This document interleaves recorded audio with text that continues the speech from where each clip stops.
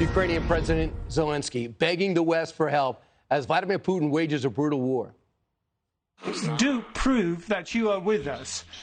Do prove that you will not let us go. Do prove that you indeed are Europeans. And then life will win over death, and light will win over darkness. Yeah, we carried that live. It kind of snuck up on us. It is an extremely emotional speech. He got a standing ovation at the end. And in the end, the EU voted, 667 voted for their of the 676 voters, 637 voted to put them in the European Union. And Zelensky actually went on today urging President Biden to send a strong, useful message to Russia tonight at the State of the Union. They talked for 30 minutes. The focus of President Biden's big speech now shifting as fighting in Ukraine gets more horrific. Biden will also lay out plans for the economy and COVID. I understand that in some ways, I think they're going to talk about how he brought the world together, Jesse, and it was his idea to call the EU and reconvene NATO and say sanctions are going to be necessary. But we'll wait to see what happens before I actually do anything. Well, you're right. The Europeans did take the lead on the sanctions package. But there will be patriotism in the room tonight. You'll have people on both sides of the aisle rallying to defend Ukraine, rallying against Mother Russia, and that should happen, and that's a good thing. But with that said, this happened on Biden's watch, and the threat of sanctions did not deter Vladimir Putin, and now the American people are being hurt by this war. The Dow has lost about 3,000 points since the beginning of the year. It's almost off 10%. And gas prices are headed to $4 a gallon. And he can't come out and brag about the economy. He can't come out and say everything is great, because people are going to look at the guy and they're going to think, like, what country are you talking about? All of the wage gains got devoured by inflation. People are worse off now than they were before he came in. And he talks about job gains. These are jobs that weren't created. These are just added back after they got lost during COVID. So that's not going to fly. Speaking of COVID, he cannot come out and say he crushed COVID. Everybody got COVID. Herd immunity crushed COVID. I mean, yeah, he rolled out a bunch of shots. Okay, that was already teed up for him. So he better not try that. There is so much lingering resentment by parents for the fact that this guy and his people masked kids way beyond what was necessary. And the vax mandates hurt workers, got them fired, totally unnecessary. So that's what he has to say. He's going to ignore crime. He's going to tap dance around that, ignore the border. And I don't have high expectations for tonight. 140 million people got COVID. Harold, to you. So that's Jesse would say it's a big task for if Jesse had to write the speech for the President of the United States. What would you emphasize while not leaving reality tonight? Well, I think the president has to be frank with the country. The state of our union is better than it was a year ago, but it remains unsettled. And inflation and crime, COVID, the border, all of those issues loom large and are incredibly important in everyday texture and everyday conversations in our country.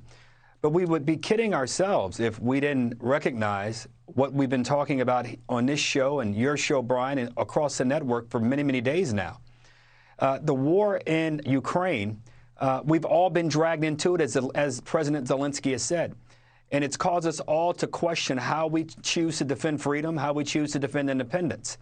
Now, the president shouldn't dwell on this and shouldn't make this the entire speech, but he certainly should talk about this issue in a way that demonstrates to Americans that when we unite, when we rally around a cause as Americans, despite our differences, despite the things we may have massive disagreements about, we agree on freedom and independence and democracy, and it's under attack now. Is it even under attack in our own homeland as we think about how we're going to address certain issues? If I were the president, I'd call on Democrats and Republicans to push a reset together. And all the things we've seen over the last week should make us all as Americans want to do what's right for every middle-class American, every parent, every neighborhood, every community. I don't care what the color, what the racial background, the economic background might be. I hope the president asks Democrats and Republicans alike to push the reset, and let's do our very best to advance a foreign policy that protects us and advance an economic plan in the country that enables and empowers every single American. That's what I'd do if I were him. Could this be a unifying moment? Harold, well said. Judge, Not a Could it chance. happen? Not a chance. This is a president who came in and said he was going to unify. He hasn't done anything to unify. And you know what, Harold, with all due respect, I have to disagree with you. I mean, we are so much worse off than we were a year ago. A year ago, we were a net exporter of energy. A year ago, gas prices weren't what they are now. A year ago, inflation wasn't what it is now. A year ago, we didn't have the crime problem that we have now and the immigration problem. Let me tell you what the guy ought to do. What he's going to do what he ought to do. What he's going to do is he's not going to talk about Build Back Better because he knows that's got a negative connotation. He'll mention it, though. He's not going to mention it. He's not going to mention inflation because he knows that people understand what that means, and it was transitory anyway, and so maybe he doesn't understand it himself.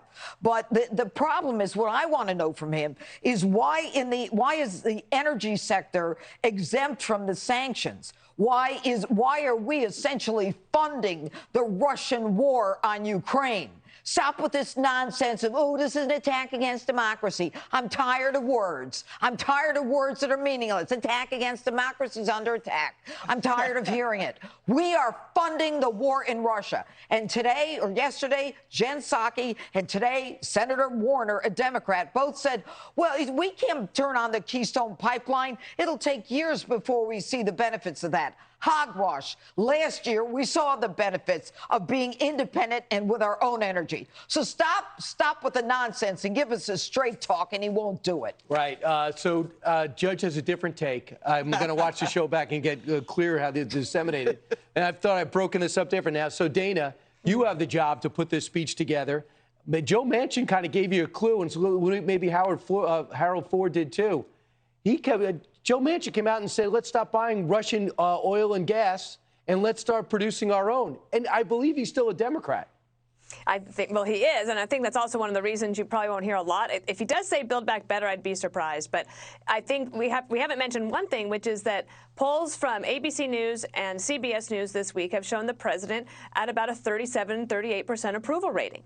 That is a really negative territory for a president to go in to a State of the Union in which that speech is supposed to talk about all of your accomplishments. And he's going to be looking for a big applause line and standing ovations. But you know where he's going to get them is at the front end of the speech when he talks about Ukraine. He has a lot of things he's going to want to get to. Ketanji Brown Jackson is a Supreme Court nominee. She will be there, and it will be a big moment. That's a historical nomination, and she will have her chance to get applause and the support from the Democrats as she begins to have her hearings, and hopefully, from her point of view, she'll try to win some of the Republicans over as well. And he's going to try to talk about a lot of things in here. Nobody wants to hear about climate change and the Green New Deal, but believe me, they're going to talk about it.